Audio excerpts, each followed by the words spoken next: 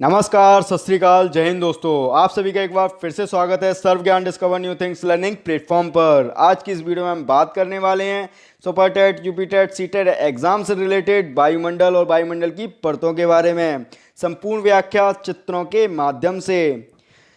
तो आइए स्टार्ट करते हैं। वायुमंडल की संरचना। पृथ्वी के चारों ओर व्याप्त गैसीय आवरण को हम वायुमंडल कहते हैं, जो पृथ्वी के गुरुत्वीय बल के कारण पृथ्वी के साथ संलग्न यानी कि अटैच रहती है। गुरुत्वीय बल वही है जो गुरुत्वाकर्षण बल की खोज न्यूटन ने की थी, वही गुरुत्वीय बल है यह सूर्य से आने वाली हानिकारक परावैंगनिक किरणों के अवशोषण और ग्रीन हाउस प्रभाव द्वारा दिन व रात के धरातलीय तापमान को संतुलित रखकर पृथ्वी पर जीवन की रक्षा यानी कि सुरक्षा करती है। वायुमंडल का संगठन निम्न तत्वों से मिलकर बना है। वो तीन तत्व हैं हमारे: गैस, जलवाष्प, धूलकण। वायुमंडल विभिन्न गैसों का मिश्रण है जो पृथ्वी के चारों ओर से घेरे हुए है। निचले स्तरों में वायुमंडल का संगठन अपेक्षाकृत एक समान रहता है। ऊंचाई में गैसों की आपेक्षिक मात्रा में परिवर्तन देखने को आपको मिल जाएगा। शुद्ध और शुष्क वायु में नाइट्रोजन 78% पाई जाती है, oxygen 21%, organ gas 0.93%, carbon dioxide 0.03% और hydrogen, helium, ozone, neon, xenon आदि अल्प मात्रा में उपस्थित रहती हैं। नम वायुमंडल में जलवाष्प की मात्रा 3 से 5% तक पाई जाती है। वायुमंडलीय जलवाष्प की प्राप्ति जो वाटर वेपोर यानी कि जल वाष्प है, वह सागरों, जलाशयों, वनस्पतियों, मृदाओं के जल से होती है। यानी कि इसका जो जल गर्मी के कारण सूख जाता है यानी कि भाप बनकर उड़ जाता है, वह हमारा जलवाष्प कहलाता है। जलवाष्प की मात्रा भूमध्य से ध्रुवों की ओर घटती जाती है। यानी कि सबसे ज्यादा वाटर वेपोर यानी कि जलवाष्प भूमध्य रेखा यानी कि हमारे पृथ्वी के इक्वेटर से होता है। जलवाष्प के कारण ही बादल, कोहरा, पाला, वर्षा, ओस, हिम, ओला, हिमपात आदि होता है। वायुमंडल में ओजोन परत की पृथ्वी और उस पर रहने वाले जीवों के लिए बहुत ही महत्वपूर्ण भूमिका है। वायुमंडल में ओजोन परत, जो ओजोन लेयर है, उसकी भूमिका सबसे महत्वपूर्ण है। यह परत सूर्य से आने वाली उच्च आवृत्ति की परावैंगनिक किरणें यानी कि यूवी रेस को अवशोषित कर लेती हैं, जो पृथ्वी पर जीवन के लिए हानिकारक होती हैं। यानी कि हमारे स्किन इन्फेक्शन हो सकते हैं अगर यह ओजोन परत ना हो तो। ओजोन परत की खोज कब हुई? 1913 में हुई। किसने की? फ्रांस के भौतिकवाद फेवरी चार्ल्स और हेनरी बुसॉन ने की थी। इस बात का आप विशेष ध्यान रखिएगा, इसका स्क्रीनशॉट भी आप ले सकते हैं। नेक्स्ट आपका आता है पृथ्वी की वायुमंडल की संरचना। किस प्रकार वायुमंडल की संरचना यानी कि एटमॉस्फेयर का स्ट्रक्चर किस तरीके का आपका दिखता है, वह आप इस चित्र के माध्यम से देख ही रहे होंगे। वायुमंडल की परतें 5 हैं, जो कि सबसे पहली परत है क्षोभमंडल, समताप मंडल, मध्य मंडल, ताप मंडल और ब्राह्मंडल सबसे बाहरी परत है।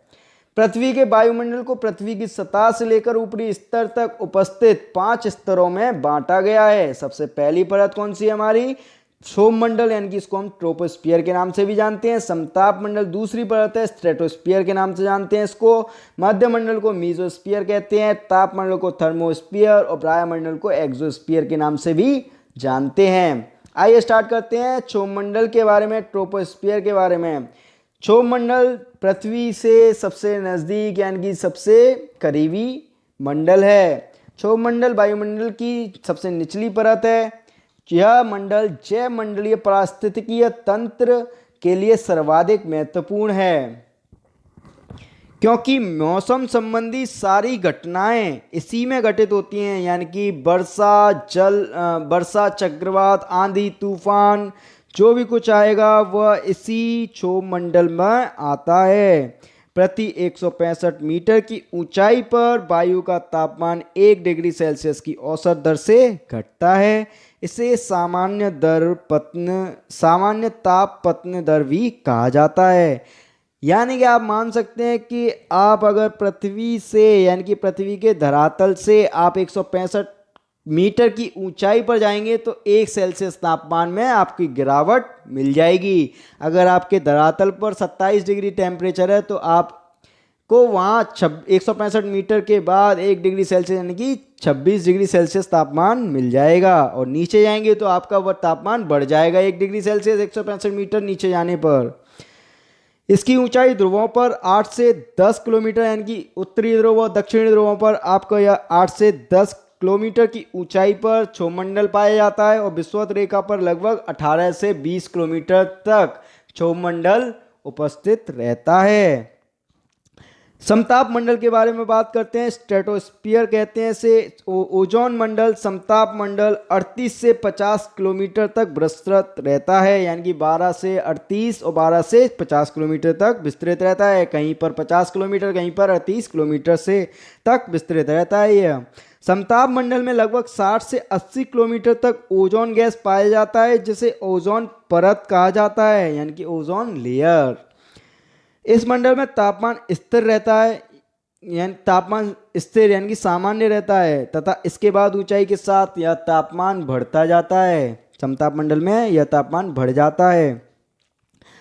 समताप मंडल बादल तथा मौसम संबंधी घटनाओं से मुक्त रहता है। आप इस बात का ध्यान रखिएगा कि इसमें कहा गया है कि बादल और मौसम संबंधी घटनाओं से मुक्त रहता है, यानी कि यहाँ पर कोई भी बादल और मौसम संबंधी घटनाएं नहीं होती। बादल और मौसम संबंधी घटनाएं कहाँ पर होती हैं? आपकी क्षोभमंडल में होती हैं। इस मंडल के निचले भाग में जेट वायुयान की उड़ान भरने के लिए आदर्श दशाएं हैं।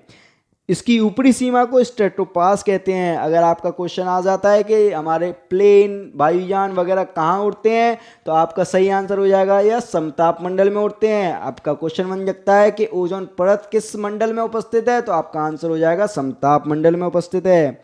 इस मंडल के निचले भाग में ओजोन गैस बहुतायत में पाई जाती है।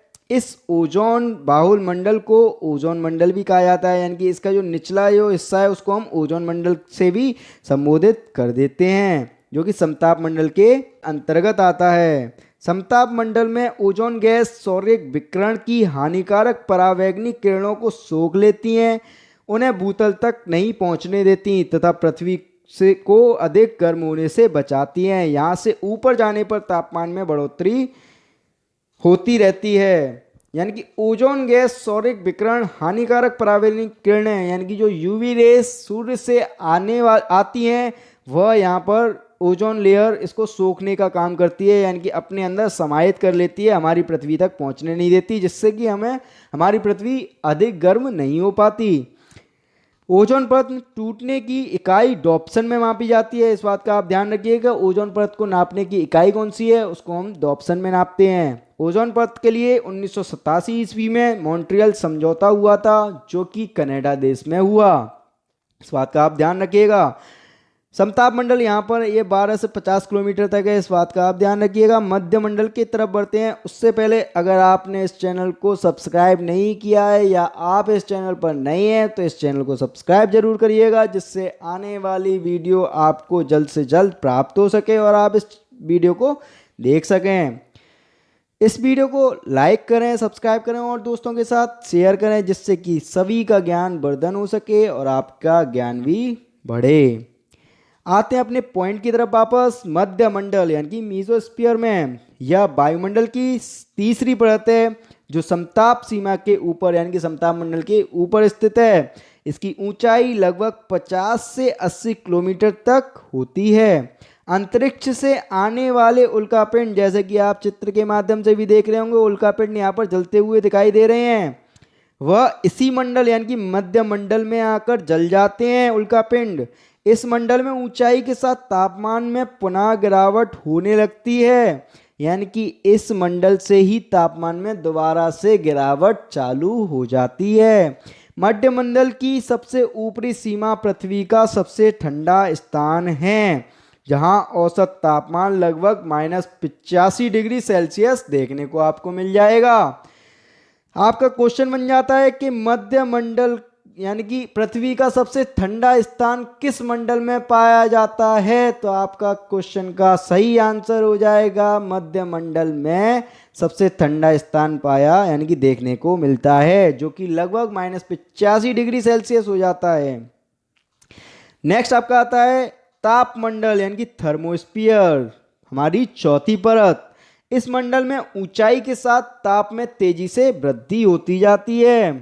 तापमंडल को पुनः दो उपमंडलों आयान मंडल और आयान सीमा मंडल में विभाजित किया गया है। हम पहले इसको आयान मंडल के समकक्ष पढ़ते थे, लेकिन तापमंडल में ही यह दो भागों में विभाजित किया गया है, आयान मंडल और आयान सीमा मंडल। इस बात का विशेष ध्यान रखिएगा। जिसमें विद्युत आवेशित कण होते हैं जिन्हें आयान कहते हैं। यह कण रेडियो तरंगों को भूपृष्ठ पर परावर्तित करते हैं और बेहतर संचार को संभव बनाते हैं। यानी कि सैटेलाइट आपका किस मंडल में होता है, तो आप आंसर लगाइएगा चौथे मंडल यानी कि ताप मंडल में होता है सैटेलाइट, जिससे संचार माध्यम संभव हो पाता है। ताप मंडल के ऊपरी भाग आयान सीमा मंडल को कोई सुस्पष्ट ऊपरी सीमा नहीं है। इसके बाद अंतरिक्ष का विस्तार है, यानी कि आयान सीमा मंडल की कोई सुस्पष्ट ऊपरी सीमा नहीं है, यानी कि इसको हम निश्चित नहीं कर सकते हैं कि हमारी यह आयान सीमा मंडल कितने किलोमीटर ऊपर तक गया है। इसके बाद हमारा अंतरिक्ष का विस्तार मिलता है। यह बहुत ही महत्वपूर्ण परत है। कौन सी? तापमंडल हमारी बहुत ही महत्वपूर्ण परत है। तापमंडल के निचले हिस्से में आयन मंडल नामक परत पाई जाती है। यह परत 80 से 500 किलोमीटर की ऊंचाई तक विस्तृत होती है। यानी 80 से 500 किलोमीटर तक आपको आयन मंडल देखने को मिल जाएगा। उसके बाद आयन सीमा मंडल मिलता है, जिसे हम तापमंडल के अंतर्गत रखते हैं। आयन मंडल की निचली सीमा में ताप प्रायः कम होता है, जो ऊंचाई के साथ बढ़ते जाता है, जो 250 किलोमीटर में 700 डिग्री सेल्सियस हो जाता है। इस मंडल में सूर्य के अत्यधिक ताप के कारण गैसें अपने आयानों में टूट जाती हैं। इस लेयर से रेडियो वेव रिटर्न आती हैं, यानी कि इसी मंडल से रेडियोधर्मी जो तरंगें हैं वह रिटर्न यानी कि वापस पृथ्वी पर आ जाती हैं। नेक्स्ट आपका पढ़ते हैं ब्रह्मंडल यानी कि एक्सोस्फीयर के बारे में। यह तापमंडल के ऊपर स्थित होती है, जिसकी ऊंचाई लगभग 700 से 1,90,000 किलोमीटर तक माना गया है, निश्चित नहीं है। यह वायुमंडल की सबसे बाहरी परत है, जो कि अंतरिक्ष में जाकर मिल जाती है, यानी कि यहीं से आपका स्पेस चालू हो जाता है, यानी कि अंतरिक्ष का विस्तार चालू हो जाता है। इसमें सबसे ज़्यादा हीलियम और हाइड्रोजन गैसों की अधिकता पाई जाती है। जैसे आपकी पांचों परत वायुमंडल की सौमंडल, समताप मंडल, मध्य मंडल, ताप मंडल और ब्रह्मंडल कंप्लीट हो चुकी हैं। इसमें से आपके सारे क्वेश्चन बन सकते हैं, जिसका आप आसानी से जवाब दे सकते हैं अगर आपने इस वीडियो को अच्छे से वॉच किया है, अच्छे से देखा है, बिना स्किप किए देखा है, तो आपके सारे क्वेश्चन इस टॉपिक से सही होंगे। मैं आशा करता हूँ आपको यह वीडियो पसंद आया होगा। आपको यह वीडियो पसंद आया है तो आप इस वीडियो को लाइक करें। अगर आप इस चैनल पर नए हैं तो इस चैनल को सब्सक्राइब करें। आने वाली वीडियो आपके लिए बेहतर साबित हो, ऐसा हम प्रयास करेंगे। मिलते हैं हम अपनी अगली वीडियो में। Thank you for watching this video. जय हिंद दोस्तों।